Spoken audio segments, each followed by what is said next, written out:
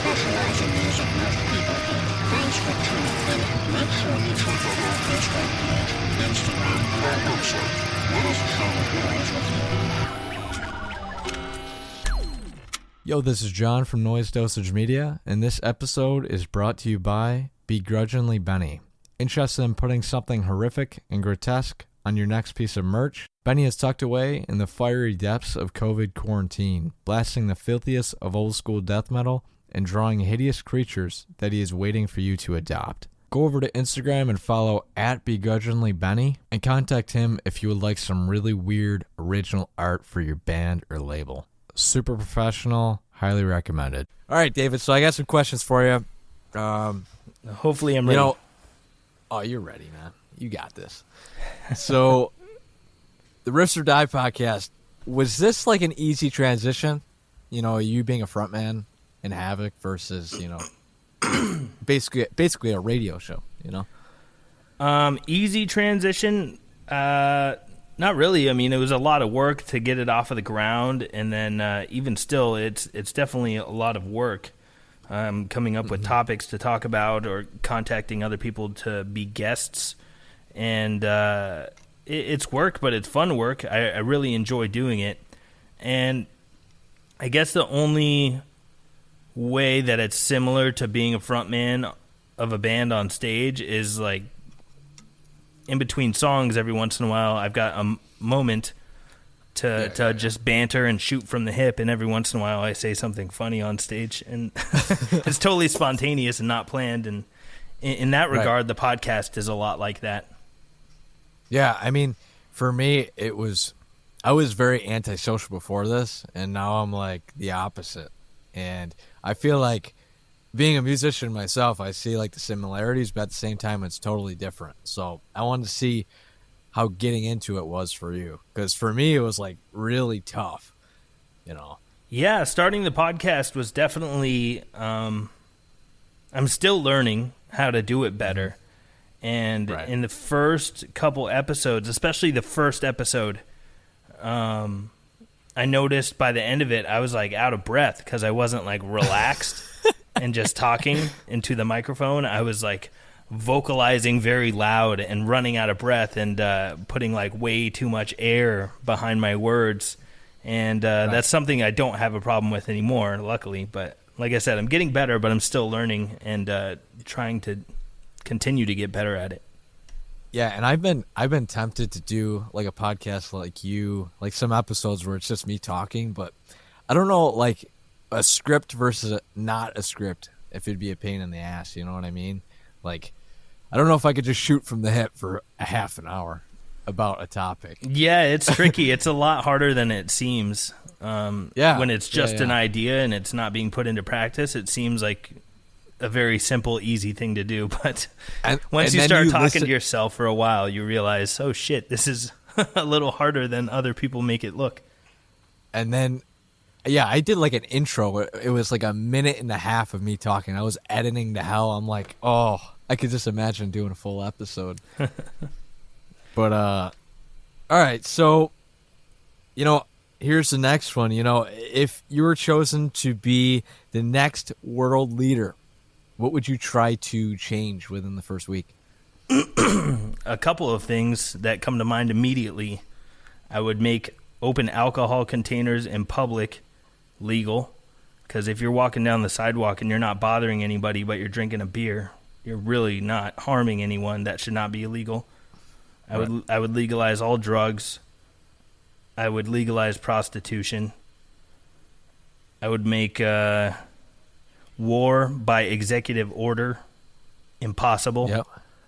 And I would try to implement something where once a month, in between the hours of like 3 a.m. and 5 a.m., the whole city shuts off all the lights, and people make an effort to close their blinds or turn off their lights in their business or whatever, turn off the signs and all that kind of stuff, so that when you go camping, you get to see the Milky Way galaxy, and you get to see all the stars and meteorites and satellites flying by, and it's super cool.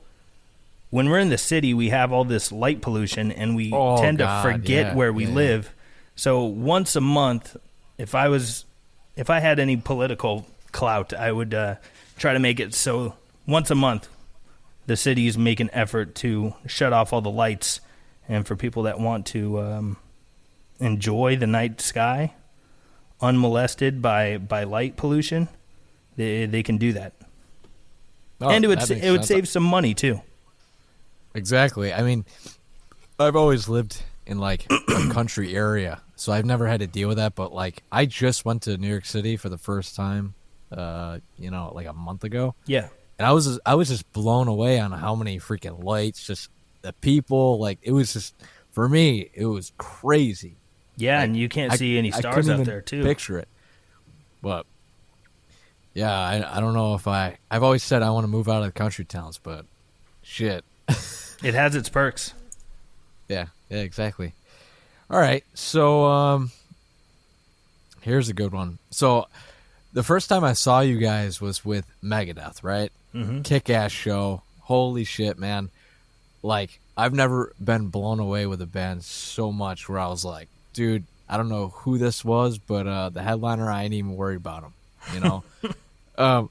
So off the topic of that, when did you feel to a point when you were in the band where you're like, holy shit, like this music thing, like I could take it farther, Well, the realization happened when I was like 15 and we started writing our own music and writing our own songs. It inspired me and lit a spark and made me want to do way more of it. And then every year since then, new challenges arise. And even though the band gets bigger and more successful, more well-known and this, that, and the other thing, there's still plenty of hurdles left that I would like to get over. So it's a constant uphill battle. And I'm not sure that I'll ever be completely satisfied with anything that we do, because none of us are. Yeah, the day that happens, never. all the fire is gone. And I hope that never happens. Yeah. Yeah, I feel like the second you like feel that you've accomplished anything, you just become, I don't know, stale as a band. Yeah, and I can look back and honestly say we've done a lot of really cool shit, and I'm very proud of a lot of the things that we've done, but I'm not finished yet, and there's still plenty of stones that are left unturned.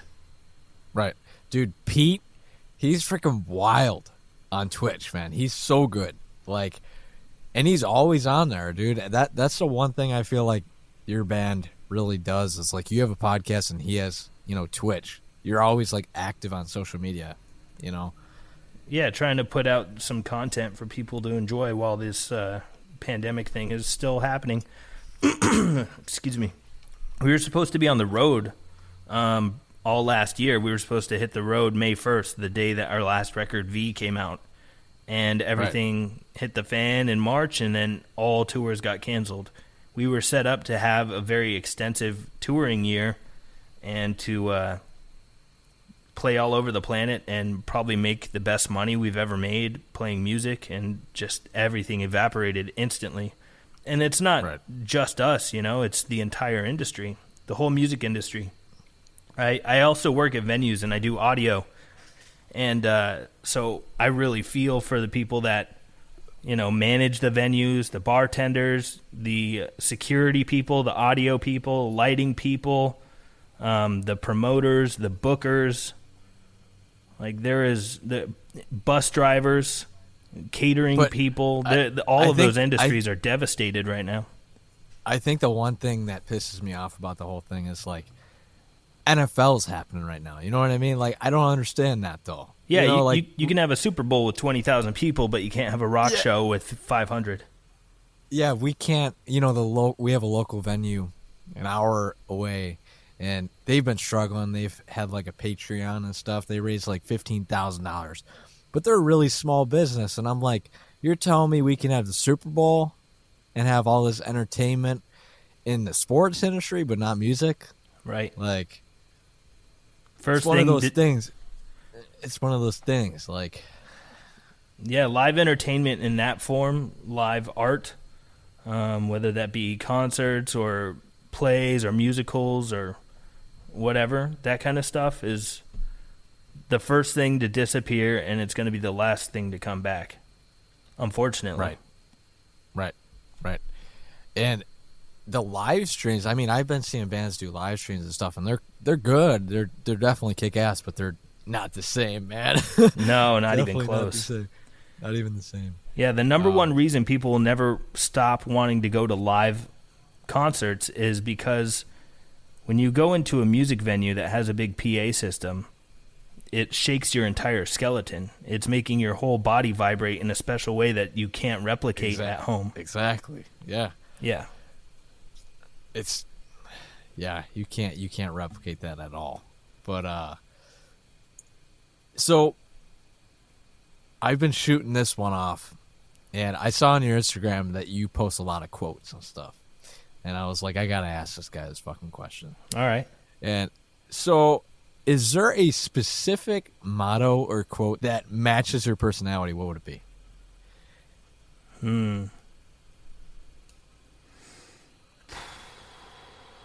We can come back to that one. That's a big question. Yeah. One that comes to mind, I mean, there's a few that come to my mind, but one of my favorites is, by all means, let's be open-minded, but not so open-minded that our brains fall out. Yeah. Now, who is that by? I'm not sure who the quote is attributed to. I've read conflicting stories on that, so I can't say with certainty. Gotcha. That's a good quote. That's fucking awesome. All right.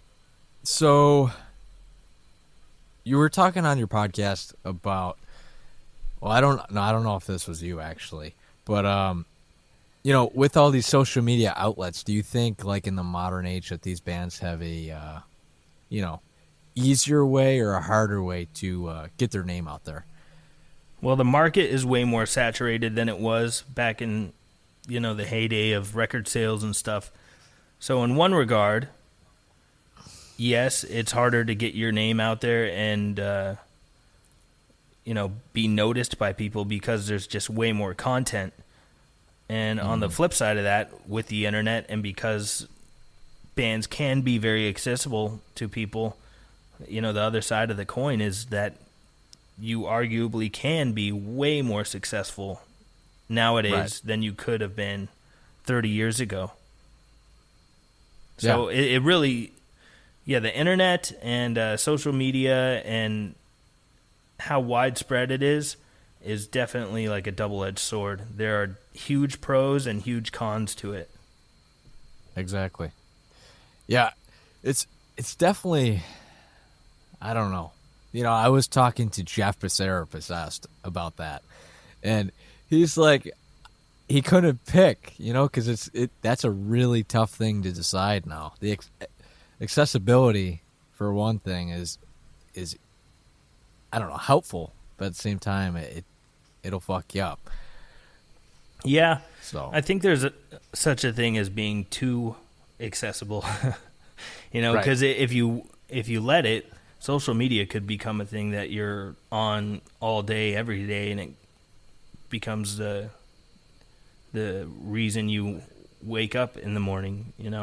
Right. It could get out of control and start ruining or running your life if you let it.